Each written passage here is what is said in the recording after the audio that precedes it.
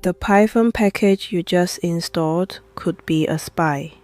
Right now, it could be quietly scanning your files, copying your passwords, and sending your company's most valuable secrets to an attacker on the other side of the world. And the most terrifying part, you invited it in. You downloaded it from PyPI, the Python package index, the place every Python developer on Earth trusts. This isn't a hypothetical. This is happening right now, on a massive scale. And it's called a supply chain attack. We're not talking about hackers kicking down your digital front door. This is far more subtle and far more dangerous. It's like a poison being injected into the water supply. The attack doesn't target you directly. It targets the small, seemingly insignificant software components you depend on. Think about it like building a house.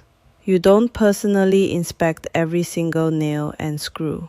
You trust the supplier. But what if that supplier was secretly selling you defective materials designed to make your house collapse a year later? In the software world, that's a supply chain attack. Attackers find a popular trusted library, a building block used by thousands of other programs, and they slip in a few lines of malicious code. Then, they just wait. Developers, completely unaware, download the updated package. They integrate it into their own applications.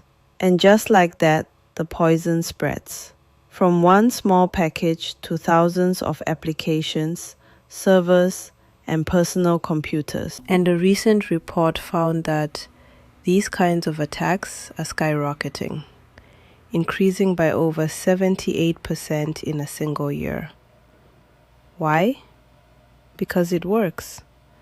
Attackers have realized it's much easier to poison one well that everyone drinks from than it is to poison thousands of individual cups. So why is PyPI, the heart of the Python ecosystem, such a perfect target? Because its greatest strength is also its greatest weakness: trust. PyPI hosts over 500,000 packages. It's a vast, open, community-driven library. Developers go there assuming the code is safe. We pip install with a sense of security, believing we're getting code from the official source. But that trust is exactly what attackers are exploiting. The repository's open nature and lack of intense manual moderation for every single update means a clever attacker can upload malware disguised as a legitimate package. And they don't even have to be that clever. One of the most common methods is called typo squatting. Let's take a look at one of the most sophisticated campaigns ever discovered on PyPI.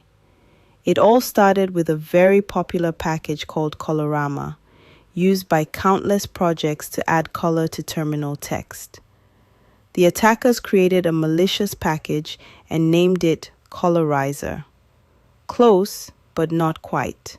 They were betting on a simple typo. But this was no simple virus. This was a highly capable backdoor designed for long-term espionage. Once a developer accidentally installed Colorizer instead of Colorama, the malware got to work. It had variants for both Windows and Linux. It could access and steal sensitive configuration files. Think cloud credentials, database passwords, API keys. It could establish remote control, giving the attackers a permanent foothold in the system. And here's where it gets truly chilling. The malware was designed for stealth. It would masquerade as a normal kernel process, the very core of the operating system, to hide from security software. It even preserved file timestamps to erase its own tracks, making forensic analysis nearly impossible. It would then encrypt all its stolen data and phone home to the attackers, using a network of command and control servers, even sending notifications to them via Discord and Telegram when it had successfully infected a new machine.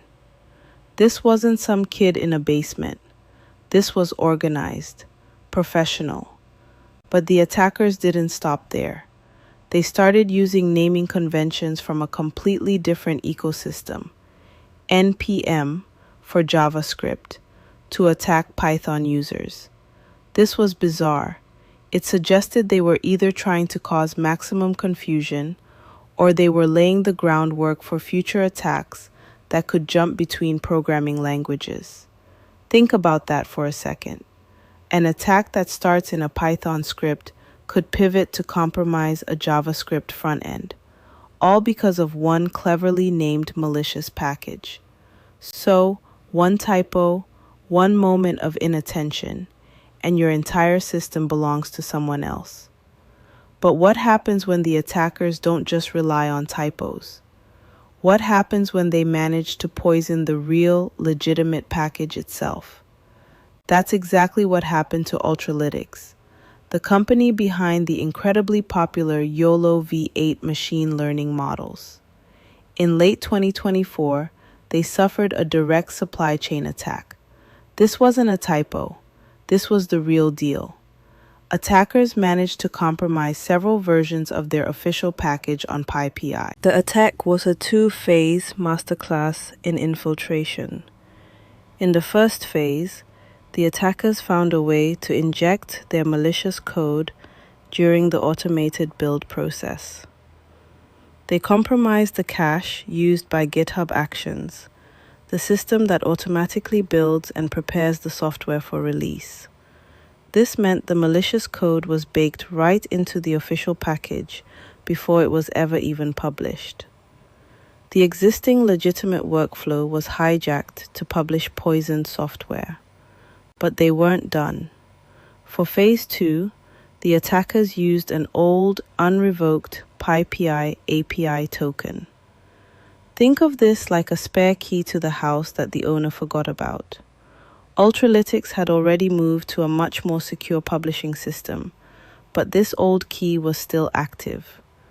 The attackers used it to log in and directly publish even more malicious versions of the package. This should have been a catastrophe. An incredibly popular AI library, used in research and commercial products worldwide, was now distributing malware. The potential for damage was immense. But here's where the story takes an unexpected turn. Because Ultralytics had adopted a new security standard called trusted publishing, the attackers' victory was short-lived. This new system automatically creates something called a provenance attestation. It's like a digital birth certificate for software. It cryptographically proves where the code came from, who built it, and exactly how it was built. Because of this, security researchers were able to use public transparency logs to see exactly what happened.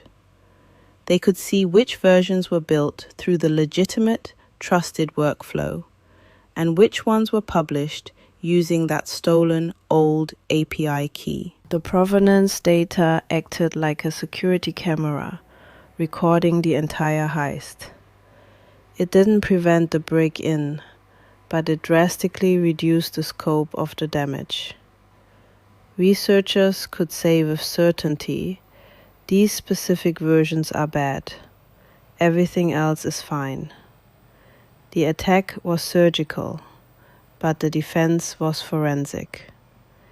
It was a glimpse of hope, a sign that we can build systems that are resilient even when bad things happen. But before we get too comfortable, the scale of these attacks is growing at an alarming rate. The typo squatting and the direct package compromises are just a part of the picture. The real nightmare scenario is when the attackers go after the infrastructure itself. In September 2025, the Python community witnessed the Ghost Action attack. This wasn't about one package or one developer. This was a widespread, coordinated assault. Attackers managed to inject malicious code into the GitHub Actions workflows of over 570 different public repositories. Let me repeat that. 570 projects. Their goal wasn't to poison the software directly. It was to steal secrets. And they succeeded. They harvested over 3,300 credentials. PyPI tokens, NPM tokens, AWS access keys. The digital keys to the kingdom for countless developers and companies. With these keys, attackers could publish malicious code to any of those projects, access private cloud infrastructure, steal data, and cause absolute chaos. The response from PyPI was swift and drastic. They invalidated every single stolen token they could identify. They sent out urgent notifications, and they began a massive push to get the entire community to migrate to the trusted publishing system we just talked about, the one that helped contain the Ultralytics attack. The Ghost Action attack was a massive wake-up call. It proved that the security of the entire ecosystem is only as strong as its weakest link, and the attackers are constantly evolving their methods. They've deployed credential harvesting proxies. This is incredibly sneaky. A developer thinks they're logging into the real PyPI website. They enter their username, password, and even their two-factor authentication code. The malicious proxy intercepts it, passes it along to the real PyPI to complete the login, and the developer gets in. Everything looks normal. But in the background, the attacker has just captured their credentials. It's a perfect digital man-in-the-middle attack. So you have typo squatting, direct package compromise, infrastructure attacks, and credential harvesting.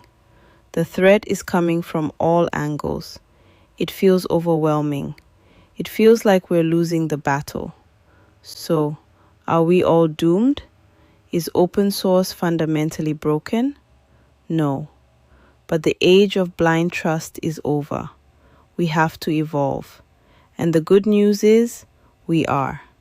The single most important defense we have is the one that helped unravel the Ultralytics attack. Trusted publishing. Let's break down why this is such a game changer.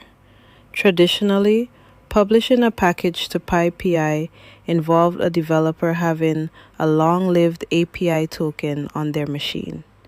If their machine was compromised, or if they accidentally leaked that token, an attacker had the keys. Trusted publishing changes the model completely. Instead of a token living on a developer's computer, it uses a secure, short-lived token generated within the controlled environment of GitHub Actions. It uses a protocol called OpenID Connect to establish a trust relationship between PyPI and your build process. When your automated workflow wants to publish a package, it tells PyPI, "Hey, I'm the official build process for the Colorama project running on GitHub. Here's my proof." PyPI verifies this identity and issues a temporary token that's only good for that one single publish. As soon as the upload is done, the token is useless. This means that even if an attacker compromises a developer's laptop, they can't publish a malicious package because they don't have the key. The key only exists for a few seconds inside the secure, automated build.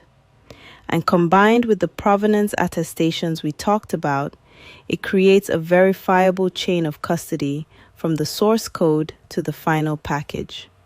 It makes attacks harder to pull off and easier to detect. It is the future of securing the supply chain. But one tool is never enough. The real solution is defense in depth. It's a mindset, a series of overlapping security practices that work together. It starts with developers. Using tools to lint your code can prevent you from accidentally committing secrets like API keys directly into your source code, a surprisingly common mistake. Then there's dependency management. Pinning your dependencies, which means specifying the exact version of every library you use, prevents you from automatically pulling in a newly compromised version. You should also be constantly scanning your dependencies for known vulnerabilities using security tools. And finally, package authenticity verification. This is the holy grail. Soon, when you pip install a package, your computer will be able to automatically check its provenance attestation. It will verify that the package was built by the expected source in the expected way and hasn't been tampered with.